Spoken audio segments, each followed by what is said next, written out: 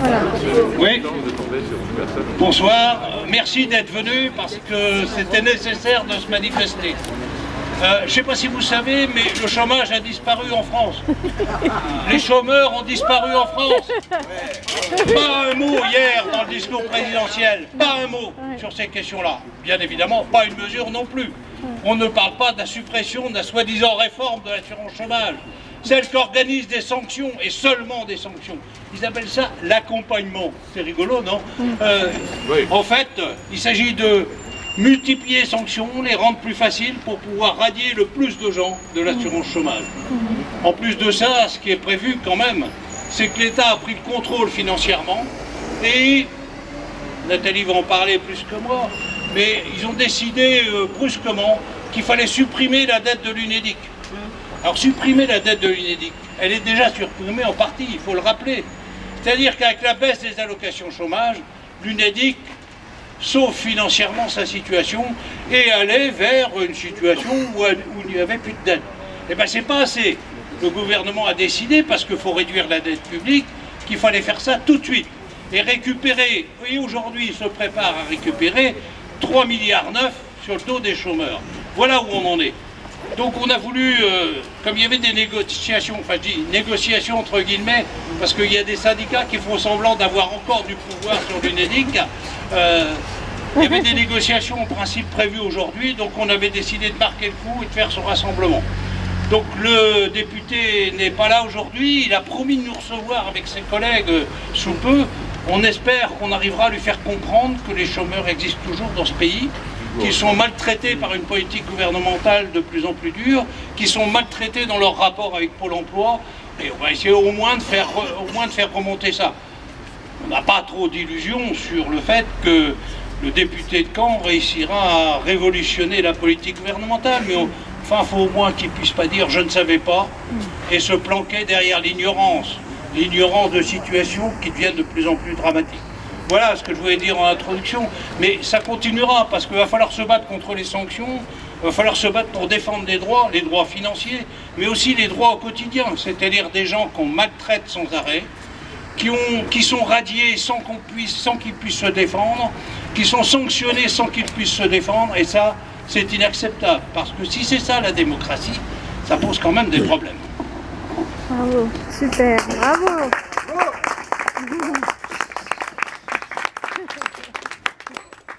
Bah oui, donc c'est ça, hein. Nous sommes venus pour interpeller monsieur le député, monsieur le Vigoureux, député La République En Marche, donc qui a voté notamment la loi dite pour la liberté de choisir son avenir professionnel, et qui est la loi qui massacre tout simplement l'assurance chômage. Alors on est venu lui dire à monsieur le député, non, monsieur le député, nous, chômeurs, précaires, intermittents, intérimaires, ne devons pas payer votre politique d'austérité. Nous voulons le partage des richesses par tous et pour tous. Nous n'acceptons pas que 58% des chômeurs ne soient pas indemnisés.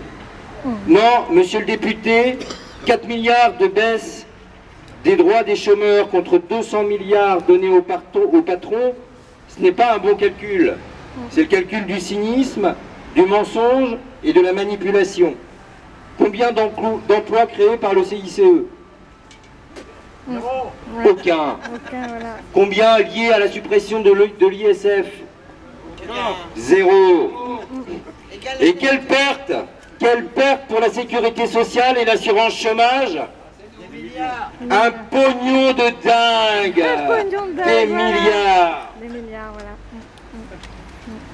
Alors non, monsieur le député, la suppression des cotisations chômage n'est pas une bonne nouvelle. Comment le pillage des caisses de la sécurité sociale pourrait-il être une solution? Non, monsieur le député, nous ne sommes pas illettrés. Nous avons tous très bien compris le tour de Bonneto qui s'est joué hier. Je te transfère 100 € de ton salaire socialisé vers ton salaire net. Je le récupère avec l'impôt au passage. Et demain, si tu te retrouves au chômage, tu seras suspecté, contrôlé et sanctionné. Tu toucheras des miettes de droits au rabais, des droits dégressifs, des droits financés par l'impôt et non plus par le travail, c'est-à-dire de l'argent pris dans nos poches et pas dans celle du capital. Tout pour les riches donc, et rien pour les pauvres. C'était donc ça, votre nouveau monde, monsieur le député?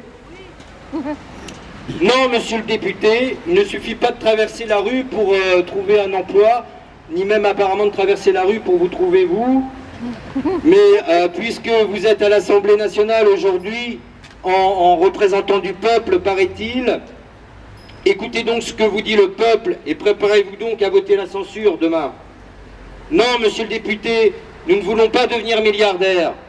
Nous voulons de la justice sociale. Nous voulons que l'égalité s'applique. Nous voulons une protection sociale pour tous. Nous voulons que 100% des malades soient soignés et que 100% des chômeurs soient indemnisés. Alors oui, sachez que ce que nous défendons, nous le défendons pour tous, que nous n'accepterons aucune économie sur le dos des pauvres, que nous ne lâcherons rien, nos actions ne connaîtront pas de pause et que nous donnons rendez-vous à toutes et tous à l'acte 5. Voilà. Bravo.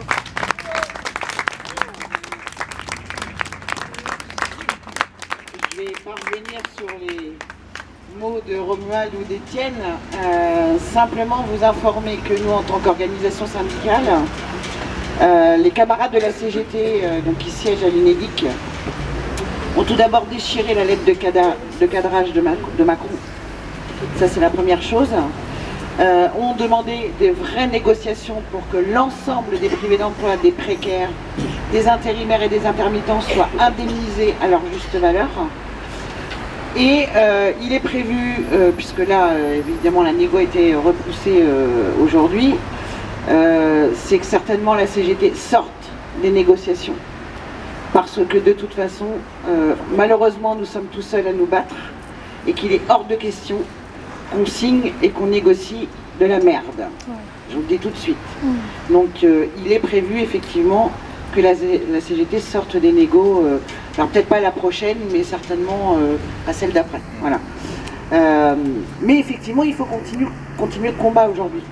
Il y a trop de gens qui crèvent la faim. On peut pas laisser faire ces choses-là.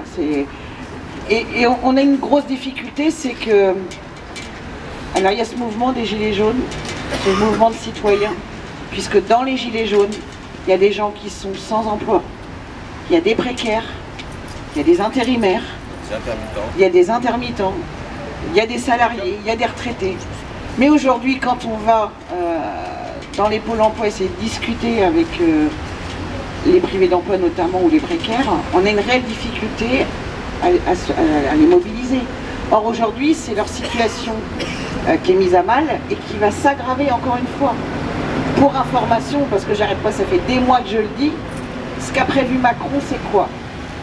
La suppression de la sécurité sociale, la suppression de l'UNEDIC, un revenu forfaitaire de 600 ou 700 euros par mois, et on aura juste nos gueules à fermer. Voilà. Sauf qu'après ces annonces d'hier, 100 euros par mois sur l'année 2019, exonéré de cotisations sociales, c'est quoi?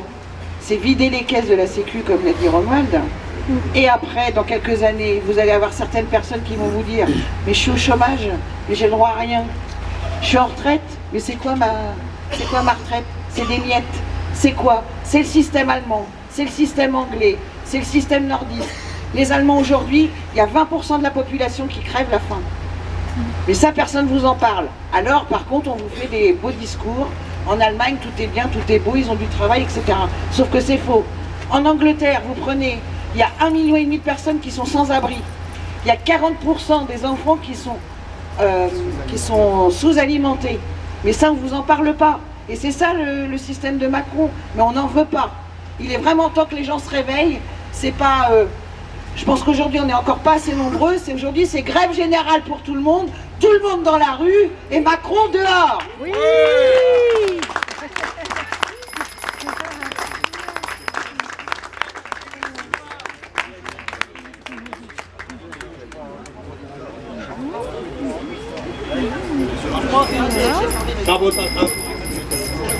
Oui, non, ben où on recommencera d'autres initiatives. En attendant, on vous donne rendez-vous.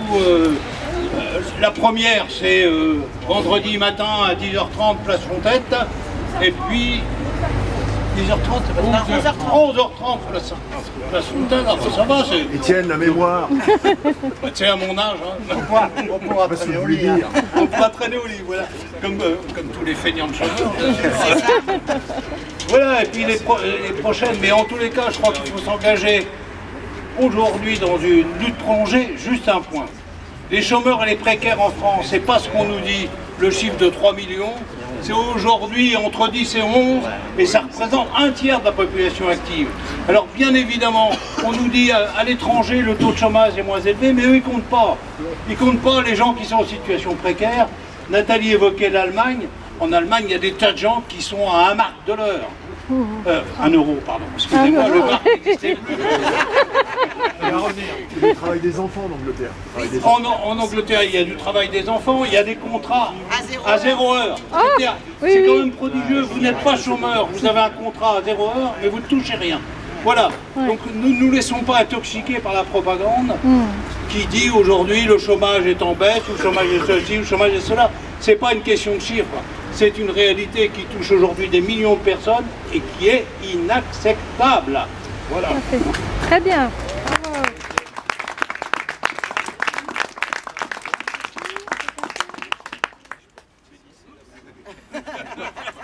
Bon, et rendez-vous bientôt alors. Hein. Hein, il y a plein d'occasions de se croiser dans les rues, sur les ronds-points et partout où ça bouge.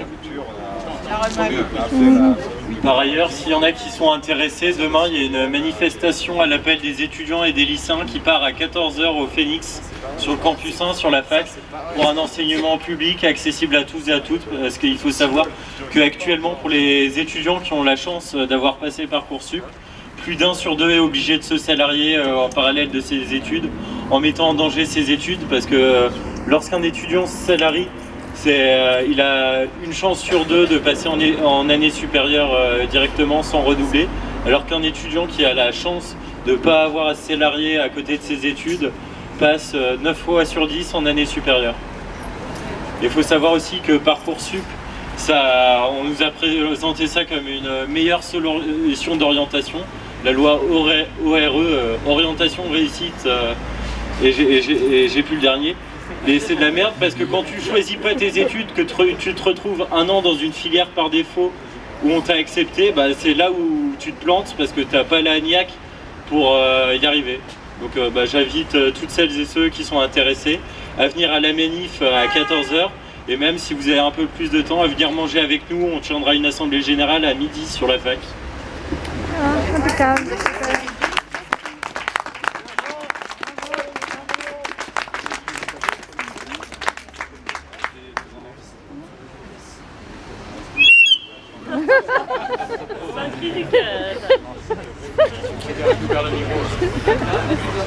Voilà. Voilà. Ok.